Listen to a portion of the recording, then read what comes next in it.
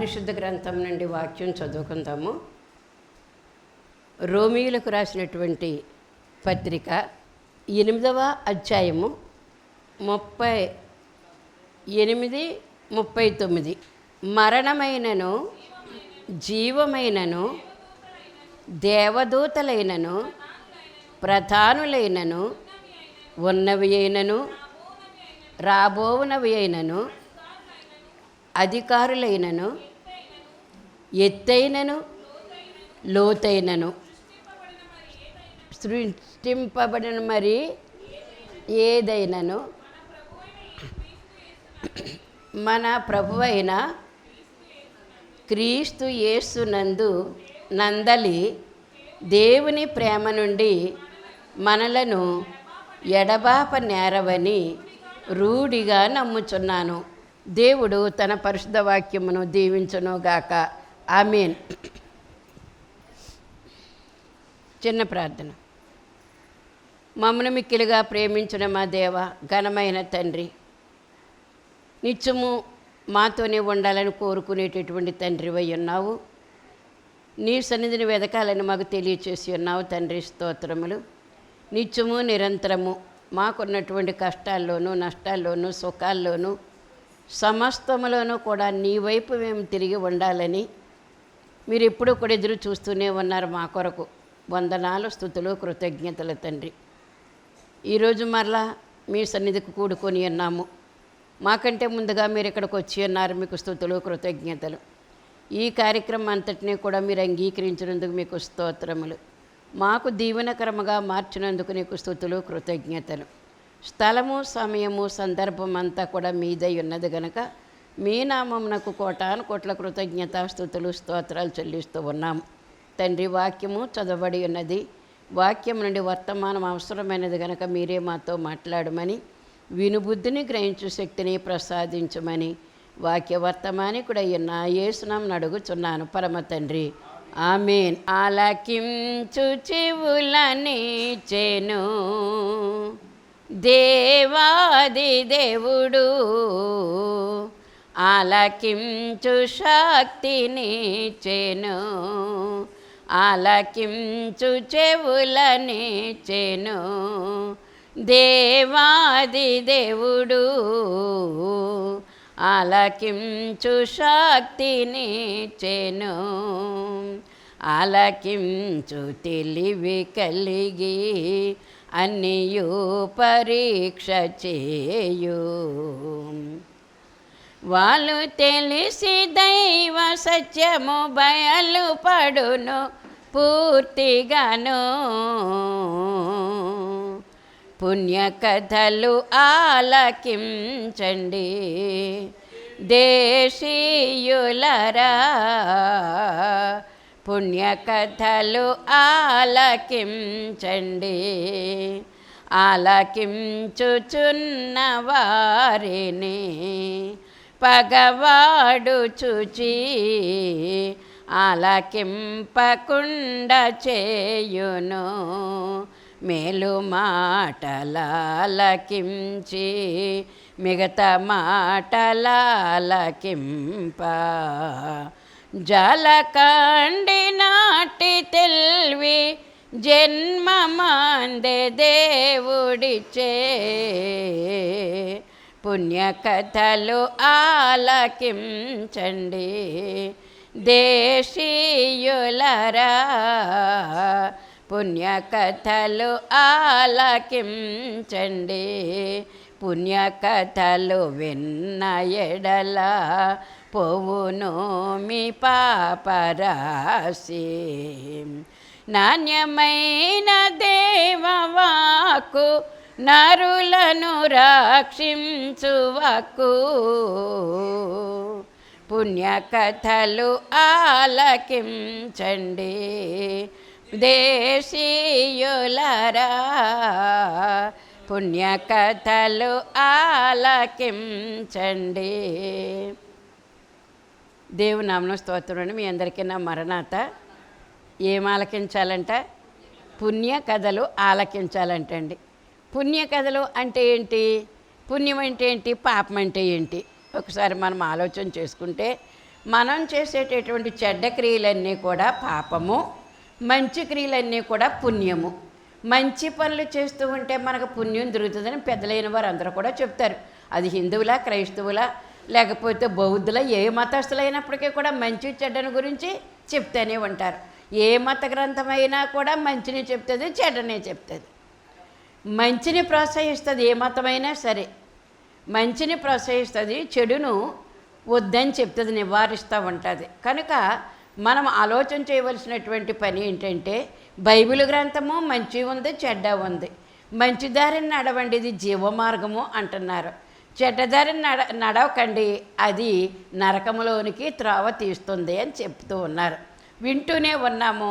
మనం ఏ క్రియలు చేస్తూ ఉన్నామా, సత్క్రియలు చేస్తూ ఉన్నామా, దుష్క్రియలు చేస్తూ ఉన్నామా.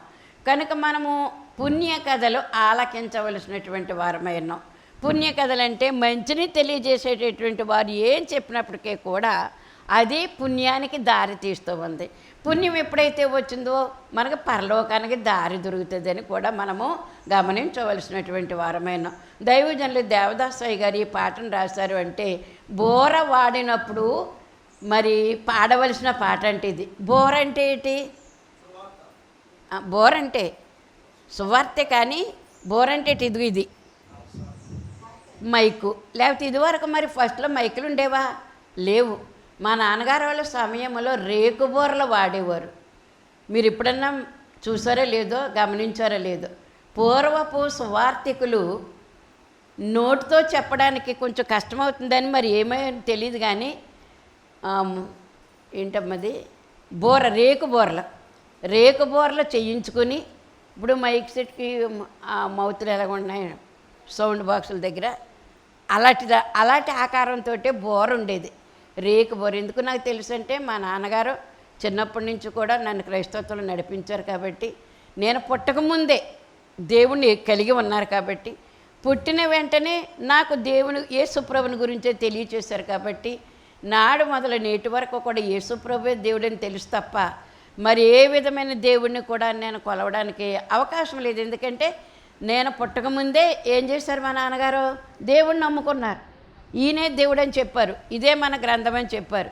ఆనాడు మొదలుకొని ఈనాటి వరకు కూడా ఇదే దారిలో నడుస్తూ ఉండేటటువంటి పరిస్థితి.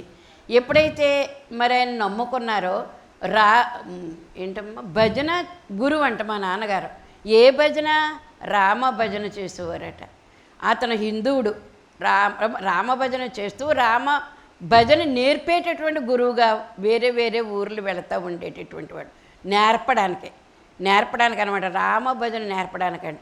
అలాంటి వాడిని దేవుని పట్టుకున్నాడు కాబట్టి, దేవుడు ఆయన పట్టుకున్నాడు, ఆయన దేవుణ్ణి పట్టుకున్నాడు కాబట్టి, ఆయన ఈ రేకుబోర చెయ్యించుకుని, ఇంకా ఆయన నమ్ముకున్నప్పటి నుంచి కూడా అరుగు మీద తెల్లవారుజామున 3 గంటలకి ఒక స్టూల్ పెట్టేసుకుని, ఎవరో లేవకముందు బ్రష్ చేసేసుకుని, అంటే తుమ్మ పొలలో వేప పొలలతోటి బ్రష్ అంటే ఇలాంటి బ్రష్లు కాదు, ఆ రోజున అవే బ్రష్లు కనుక కడిగేసుకుని అక్కడ కూర్చుని శుభ్రంగా ఈ బోర్లతోటి చక్కని పాటలు పాడేస్తే మొత్తం పేట గ్రామం అంతా కూడా లేపబడేదని.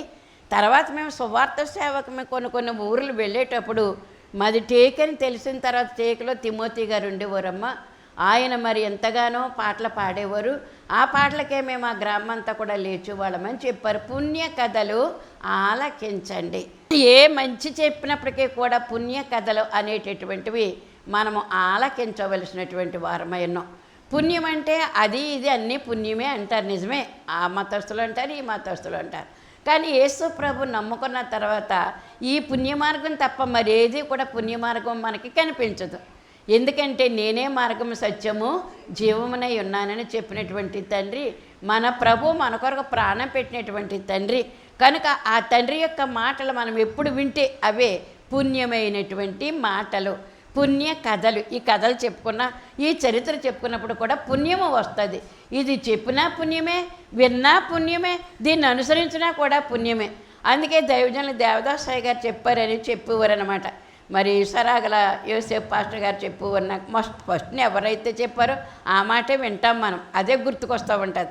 ఏ మాట అయినా సరే, ఏ పని అయినా సరే, మొట్టమొదట మనం ఎక్కడ నేర్చుకున్నామో ఆ వ్యక్తి మనకు గుర్తొస్తూనే ఉంటారు. బూరెలు నేర్పారనుకో, అరిసెలు వండడం నేర్పారనుకో, ఎవరు నేర్పారో వాళ్ళు మనకు గుర్తుండరా? చదువు చెప్పినటువంటి ఉపాధ్యాయులు కూడా మనకి గుర్తే. మరి చిన్న స్కూల్లో చదివినప్పుడు కానీ, హై స్కూల్లో చదివినప్పుడు కానీ ఆ చదువు నేర్పినటువంటి ఆ ఉపాధ్యాయులందరూ కూడా మనకి గుర్తుగానే ఉంటారు. అందుచేత ఏమన్నారంటే, యోసేఫ్ పాస్టర్ గారు నాన్నగారు అవుతారు. ఇది ఇక్కడ ఉన్నటువంటి ప్రకాశం నాన్నగారు ఆయన అన్నదమ్ములే. అలాగేలా చూడకండి, ప్రకాశం నాన్నగారు అంటే ఎవరు అనుకుంటున్నారా? ఆయన మా చిన్నాన్నగారు అనమాట అండి. వాళ్ళ అన్నదమ్ములు. యోసేఫ్ గారు ఆయన పాస్టర్ గారు. ఈయన విశ్వాస, బైబిల్ మిషన్లో ఉండే విశ్వాస. తర్వాత సువార్తికులు అయ్యారు. సువార్త పత్రికలు అందిస్తూనే ఉంటారు. ఆ పని భారం అనుకుంటే చేయలేమండి. ఏ పని అయినా సరే భారం అనుకుంటే ఎవరైనా చేయగలుగుతారా? అది ఇష్టపరచుకుంటేనే చేయగలుగుతాం. ఏ పని అయినా సరే ఇష్టపరచుకోవాలన్నమాట. ఇష్టపరచుకుంటే అది సులువు అవుతుంది మనకి.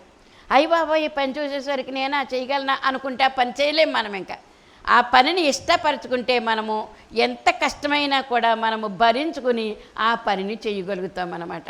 కనుక దేవుడు మనకేమి నేర్పిస్తూ ఉన్నారంటే, అందుకే ఇప్పుడు దేని గురించి వెళ్ళారన్నమాట, పుణ్య కథలు.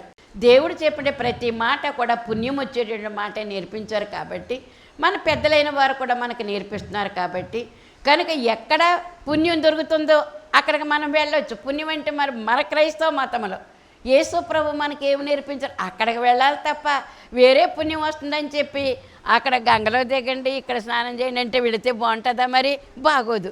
ఎందుకంటే ప్రభువుని నమ్ముకున్నాం కాబట్టి ఇదే మార్గం మనకు, కాబట్టి ఈ మార్గంలో నడిస్తేనే మనకి పుణ్యం వస్తూ ఉంది. కనుక పుణ్యాన్ని సంపాదించుకొని నువ్వు నేను కూడా ఈ మార్గము, నేనే మార్గము సత్యము జీవమునై ఉన్నానని చెప్పినటువంటి మాటను బట్టి మనం అర్థం చేసుకోవాల్సింది ఏంటంటే, ప్రభు ఏం చెప్పారు. అందుకే కదా మన మూల సిద్ధాంతం కూడా ఏంటి, ఆయన మీతో చెప్పినది చేయుడి. అది ఆయన మీతో, ఆయన అంటే ఎవరు? దేవుడు. ఆయన మీతో ఏం చెప్తే అది మీరు చెయ్యండి అని చెప్పినటువంటి మాట. అది ఒక పుణ్యమైనటువంటి మాట. మనం ఆ మార్గంలో నడిస్తే పుణ్యం సంపాదించుకునేటువంటి మార్గాలని అర్థం చేసుకోవాల్సినటువంటి వారమై ఉన్నామని దేవుడు మనకు తెలియజేస్తూ ఉన్నాడు. కనుక పుణ్య కథలు ఇప్పుడు ఇందుకే ఏం చెప్తున్నానంటే, బోర తోటి మరి దేవుని పాటలు పాడేటటువంటి విషయము, అక్కడే వాక్యం తనకు తెలిసినంత మట్టుకు చదవడం, వాక్యమే 2-3 మొక్కలు చెప్పడం అలా జరిగేది మా నాన్నగారి టైంలో. అంటే చెప్తున్నాను, దేనికి చెప్తున్నానంటే, బోర అంటే మైకు బోరే, ఆ రేకు బోర బోరే. బోర అంటే ఏంటి? గట్టిగా చెప్పడానికి ఉపయోగించేటువంటి సాధనము. మన నోరు కూడా గట్టిగానే ఉంటుంది, కానీ బోర అంత గట్టిగా కాదు కదా. బోర కంటే ఎక్కువ మళ్ళీ ఈ మైకులు వచ్చాయన్నమాట. కనుక ఈ మైకుల్లో చెప్పేటటువంటి ఇది ఒక బోర, ఇది ఒక బోర అయినది. బోర అంటే ఎందుకో తెలుసా? ప్రకటన చేయడానికి ఈ సాధనము. దేన్ని ప్రకటన చేయడానికి? జీవ మార్గమును ప్రకటన చేయడానికి. జీవాధిపతి అయినటువంటి యేసుక్రీస్తు ప్రభువారు చెప్పిన ప్రతి మాట కూడా మనము చెప్పడానికి, అది వినడానికి కూడా మనం సంతోషిస్తూ త్వరపడుతూ ఉండాలట. చెప్పేవారు సంతోషముగా చెప్పాలి, వినేవారు కూడా ఎలాగ ఉండాలి? సంతోషముగా ఉండాలి, సంబరపడుతూ వినాలట. దేవుని వాక్యం చెప్పడానికి సంబరముతో, అంటే సంతోషము ఉత్సాహంతో చెప్పవలసినటువంటి వారమైన కనుక అటువంటి మాటలు.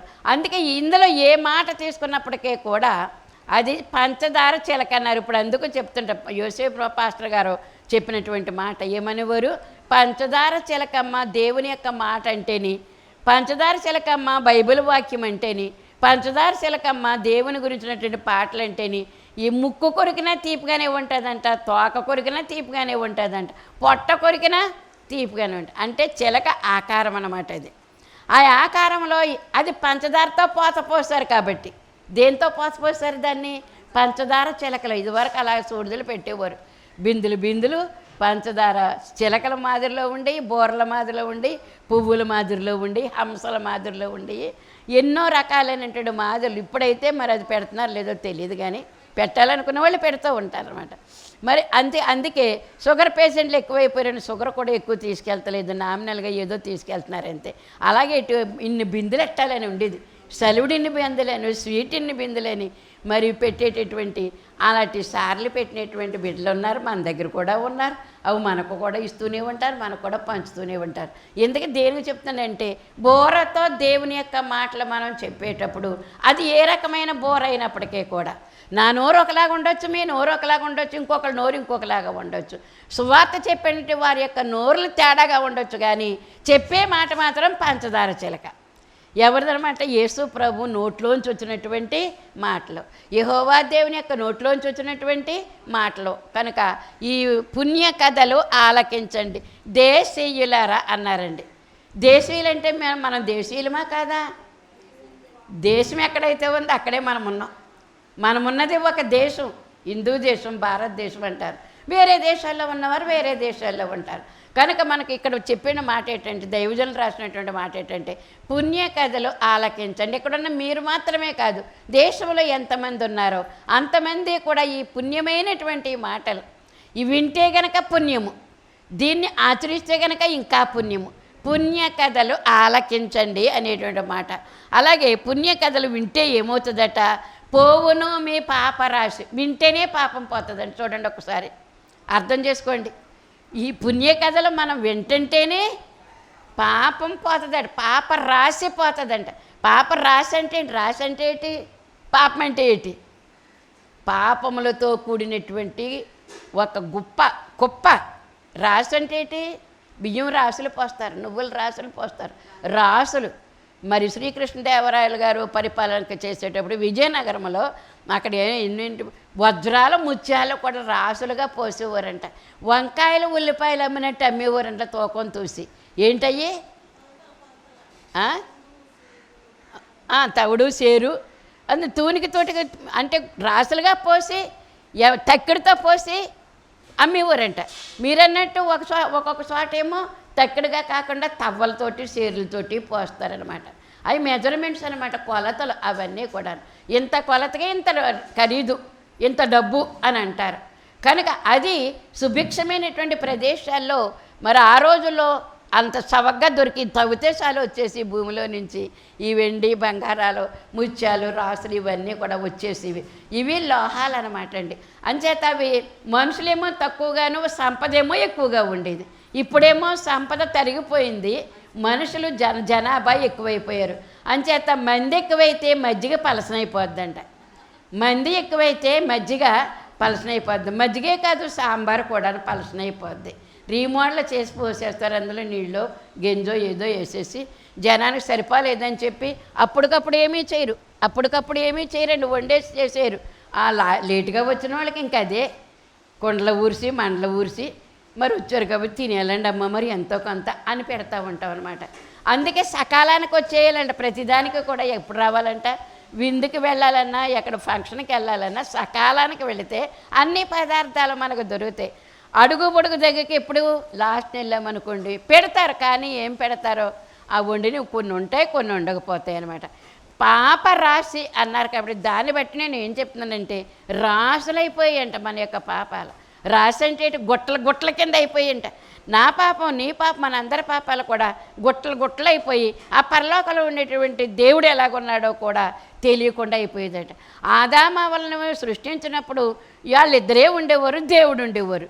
అప్పుడు పాపం లేదు, అప్పుడు ఏదేని తోటలో పాపం లేదు. పాపం ఎప్పుడైతే వచ్చేసిందో ఆ మనుషుల్లో నుంచి మళ్ళీ పుట్టిన మనుషుల్లో పాపం వెళ్ళిపోయింది, పుట్టిన మనుషుల్లో పాపం, పెరుగుతున్న మనుషుల్లో పాపం, ఇంకా పాపం రాసుల కింద అయిపోయిందండి.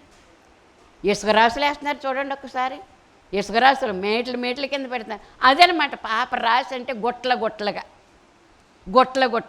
ఇలాగా పాపముల రాశి ఎప్పుడైతే అయిపోయిందో దేవుడు మనకు కనపడటం మానేశాడంట.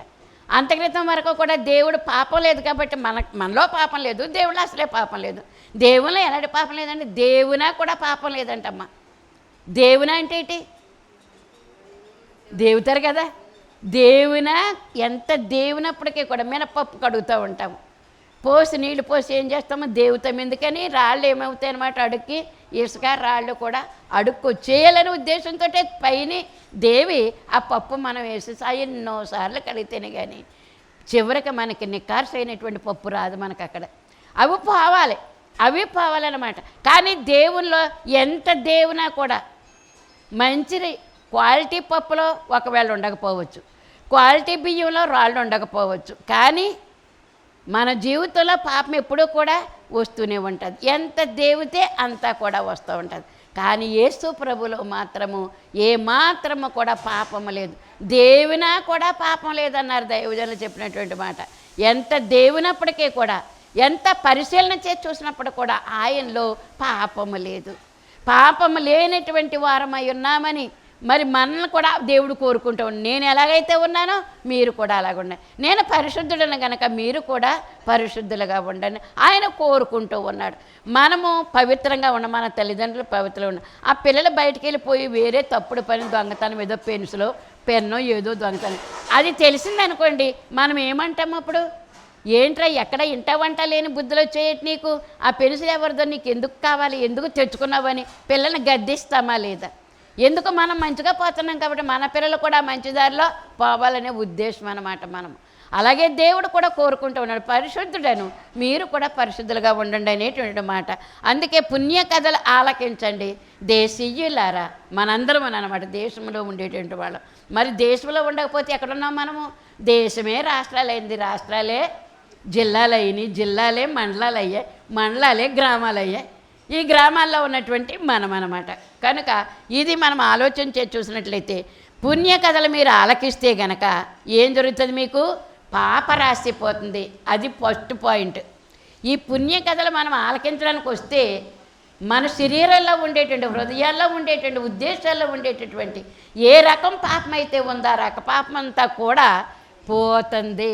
ఇలా వింటుంటే అలా పోతుందంట. ఇలా వింటుంటే చెవిలో నుంచి పరిశుద్ధమైన మాటలు ఎప్పుడైతే మన హృదయంలోకి తాకాయో పోతాయంటే ఎలా పోతాయన్నమాట?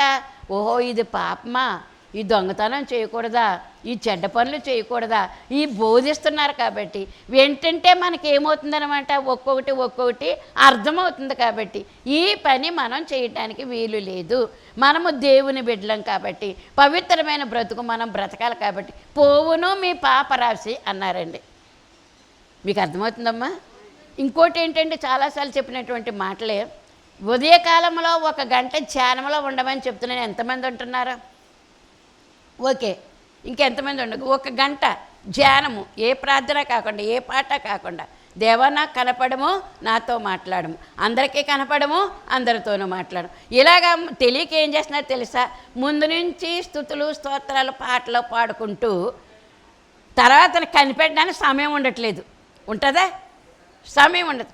అందుకే ముందుగానే దేవదాసయ్య గారు చెప్పినట్టు మాట్లాడటం, ముందుగా నీవు లేచిన వెంటనే నువ్వేం చేయాలంటే శుభ్రపడిపోయి కాలకృత్యాలు తీర్చేసుకుని గబగబా వెళ్ళిపో. నువ్వు దేవుని దగ్గర లేచిన వెంటనే మోకరించి వెళ్ళి శుభ్రపడు, అప్పుడు సన్నిధి గదిలోకి వెళ్ళిపో. నువ్వు ఎక్కడ పడుకున్నావు అక్కడ నువ్వు లేచిన వెంటనే మోకరించి, అది దేవుడు కోరుకునేటండి.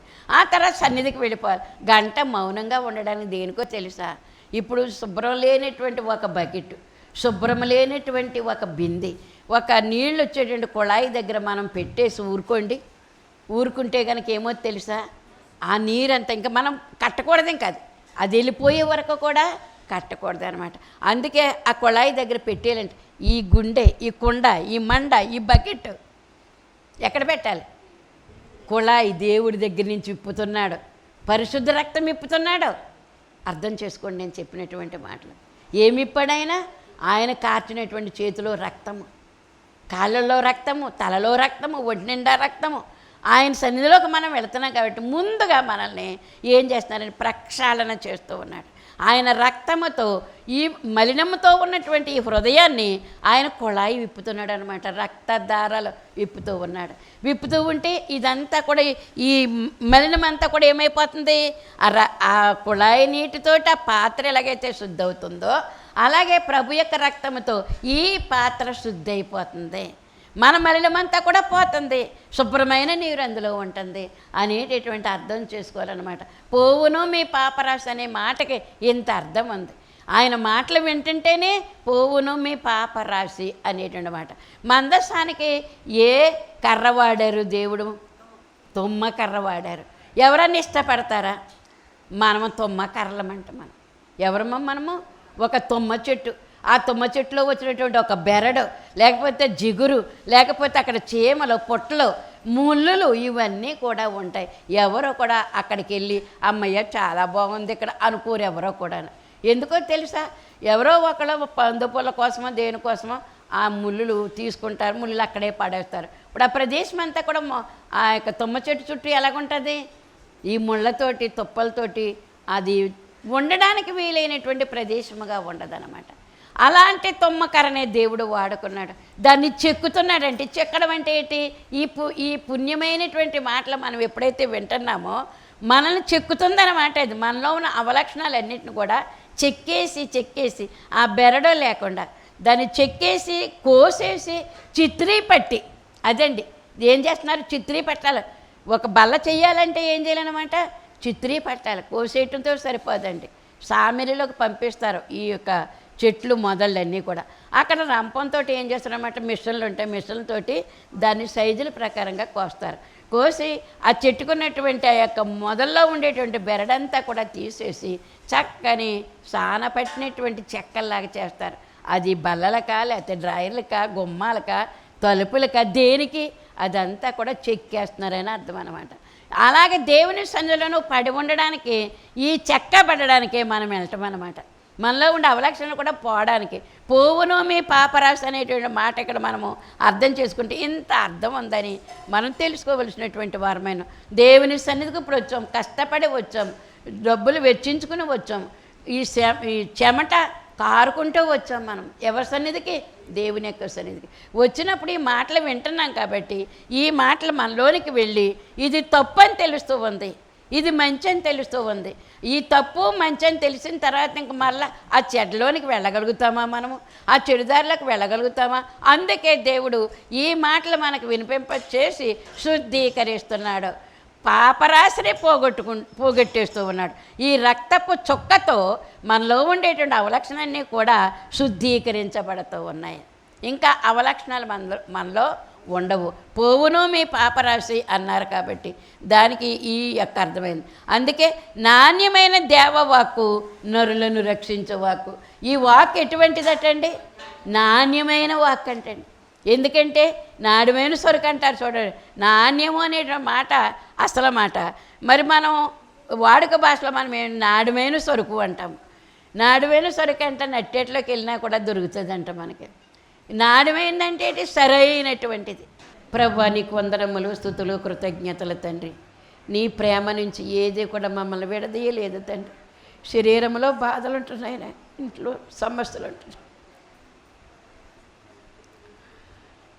ఏది కూడా మమ్మల్ని నీ ప్రేమ నుంచి విడదీసేటటువంటిది కాదు. ఆది అపోస్తులైనటువంటి వారు, భక్తులైన వారు ఎంతోమంది ఇష్టపరచుకుని నీ సేవ చేస్తూ ఉన్నారు తండ్రి.